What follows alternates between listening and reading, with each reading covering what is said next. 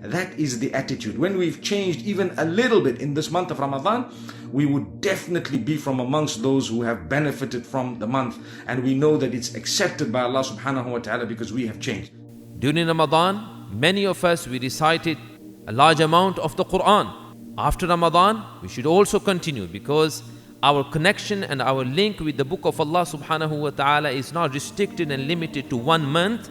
Rather, it is for lifelong. So let's continue with our relationship and continue enhancing our relationship with the book of Allah subhanahu wa ta'ala. Assalamu alaikum wa rahmatullahi wa barakatuh. My brothers, Ramadan is over, but the Lord of Ramadan is still here. We need to keep the momentum up. We need to keep going, because Allah subhanahu wa ta'ala, who blessed us with this beautiful month, with the prayer, with the fasting, with the joyous occasions that we had and the blessed Eid that we have, this is all from Allah subhanahu wa ta'ala, and we need to keep going. Step one is to be grateful to Allah subhanahu wa ta'ala for what you've done, and also ask Him to give you more opportunities. We have so many more opportunities coming. Every time that you fast and you make dua, it's something that you can do for Allah subhanahu wa ta'ala.